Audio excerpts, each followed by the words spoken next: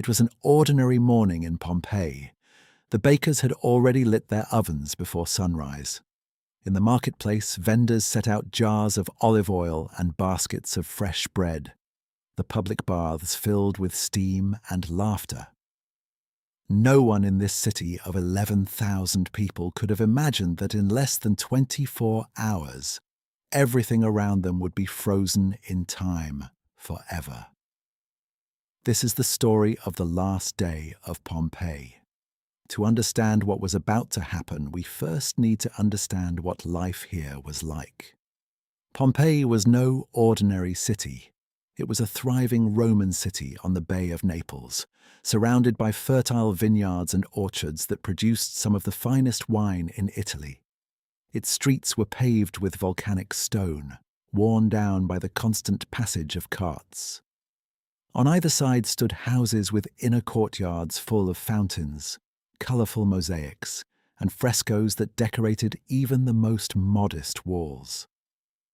At the heart of the city stood the Forum, the political and commercial centre of Pompeii. There, citizens discussed business, politicians gave speeches, and temples dedicated to Jupiter and Apollo received worshippers from early morning. A short walk away, the amphitheatre could hold 20,000 spectators for gladiator fights, a spectacle that drew crowds from across the region. Daily life revolved around the public baths. For a few coins, any citizen could spend the afternoon moving between cold, warm, and hot rooms, socializing, doing business, or simply escaping the heat of the day. In the streets, taverns served wine mixed with water and honey, and the smell of freshly baked bread mingled with salted fish brought in from the nearby port. But beneath all this normalcy, something had been building for years. 17 years earlier, in the year 62 AD, a devastating earthquake had shaken the region. Temples collapsed, aqueducts broke, and entire parts of the city had to be rebuilt from scratch. The people of Pompeii experienced it as an isolated tragedy, one of many that nature had inflicted on them over the centuries. What they didn't know was that this earthquake hadn't been an isolated event. It had been a warning, because right above them, just over 9 kilometers away, Mount Vesuvius lay sleeping. To the residents of Pompeii, Vesuvius wasn't a threat. It was simply the mountain. Its slopes were covered in vineyards that produced wine prized throughout Italy. Its green hillsides were as familiar as any other part of the landscape. No one in the city knew it was a volcano. The last time it had erupted had been nearly 2,000 years earlier, long before any written record existed to warn future generations. In the days leading up to that fateful morning, there were signs, small tremors that rattled cups of wine on the tables. The city's springs and wells mysteriously began to dry up, as if something underground were drawing the water away. Some later accounts spoke of restless animals, of birds abandoning their nests for no apparent reason. But the people of Pompeii, used to occasional tremors in the region, paid little attention. It was just another day in a land that had always moved beneath their feet. That morning of August 24th, in the year 79, the sky was clear. The Roman historian Pliny the Younger, who was staying in nearby Misenum with his uncle, the Admiral Pliny the Elder, would later describe the events of that day in 2 letters that would become one of the most valuable eyewitness accounts ever written about a natural disaster. But at that hour of the morning, no one in Pompeii knew they were living through their final hours of normal life. Around 1 in the afternoon, everything changed. Without warning, Vesuvius exploded with a violence no one in the region had ever witnessed. A column of smoke, ash, and pulverized rock shot into the sky at astonishing speed, rising more than 30 kilometers high. Pliny the Younger would later describe its shape as resembling a Mediterranean pine tree, with a straight trunk that rose before spreading into a wide crown in the upper layers of the atmosphere. In Pompeii, the afternoon sky turned dark as if night had suddenly fallen. Panic spread through the streets. Some residents ran home to take shelter, thinking it would pass soon, like any storm. Others, more cautious, began gathering what they could carry and headed for the city gates, seeking the road to the sea or the open countryside. Ash began to fall like a steady grey rain. At first, it was just fine particles, but it soon turned into pumice, fragments of light volcanic rock falling from the sky at a terrifying pace. Within hours, a layer several centimeters deep already covered the streets, rooftops, and courtyards of the city. The weight of the accumulated ash began collapsing entire roofs, burying those who had stayed inside, believing they would be safe. Throughout the afternoon and into the night, the rain of pumice never stopped. For many residents, the hours that followed became a desperate race against time. The streets grew impassable under ever deeper layers of volcanic rock. The air filled with fine dust that made breathing difficult. Darkness was nearly total, broken only by flashes of volcanic lightning crossing the sky above the eruption column.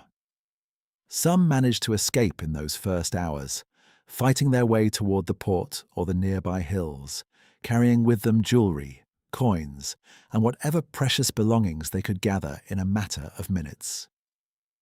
Others took refuge in cellars and storerooms, hoping the mountain's fury would subside as the hours passed. They had no way of knowing that the worst was still to come. Past midnight, the deadliest phase of the eruption began. The eruption column, which had remained relatively stable for hours, started to collapse on itself. When a volcanic column of that magnitude loses its upward force, it doesn't simply dissipate into the air.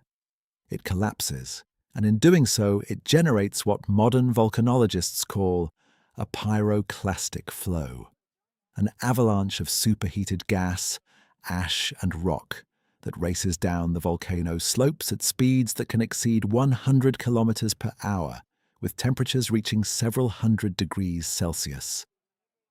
The first of these surges struck the nearby town of Herculaneum, burying it almost instantly. Pompeii, slightly farther from the volcano, had only a few more hours before its turn came. For those still alive in the city when dawn broke on the 25th, the nightmare was far from over. A new pyroclastic surge swept down the slopes of Vesuvius and slammed into Pompeii with devastating force. It wasn't fire that killed most of those who remained in the city, but extreme heat and toxic gases, which ended hundreds of lives within seconds, in many cases before their bodies could even complete the gesture of shielding their faces. By mid-morning, it was all over. Where hours earlier a thriving city of bustling streets, steaming bathhouses, and crowded marketplaces had stood, now there was only a grey wasteland, buried under several meters of ash and volcanic rock. The landscape had changed beyond recognition. Pompeii, along with Herculaneum and other nearby settlements, had vanished beneath the surface as if it had never existed. For nearly 17 centuries the city remained buried and forgotten, mentioned only occasionally in ancient texts as a place lost to time. It wasn't until the mid-18th century that serious excavations began, driven by the curiosity of the royal court of Naples. What archaeologists found beneath the ash exceeded every expectation. A Roman city almost perfectly preserved, frozen at the exact moment of its destruction. But the most striking discovery came more than a century later, in 1863, thanks to Italian archaeologist Giuseppe Fiorelli. While excavating, Fiorelli noticed something strange: small, empty cavities within the hardened layer of ash. He realized those spaces had been left behind by the bodies of the victims, which over the centuries had completely decomposed, leaving behind a hollow mold in the exact shape of their final position. Fiorelli then devised a technique that would forever change archaeology, pouring liquid plaster into those cavities. Once it hardened and the surrounding ash was removed, the plaster revealed the exact shape of the bodies at the moment of death. In this way, figures frozen in their final instants were recovered, a family embracing one another, a dog still straining against its chain, a man covering his face with his hands, a woman shielding a child against her chest. These casts are more than archaeological artifacts. They are the most direct and haunting testimony that exists of the day. An entire city was wiped off the map in a matter of hours. Each one represents a real person with a life, a family, and plans for the next day that would never come to pass. Today, nearly 2,000 years later, Pompeii remains one of the most visited archaeological sites in the world. Walking through its stone streets is literally walking through the day before the tragedy. Cart ruts are still carved into the pavement. Frescoes still retain their original colours on the walls of houses. And in some taverns you can still see menus painted on the counter, advertising dishes that would never be served that night. Vesuvius, meanwhile, is still there. It remains an active volcano, and millions of people live today in its shadow, in the very region where Pompeii once flourished. The story of that 24th of August isn't just an account of an ancient catastrophe.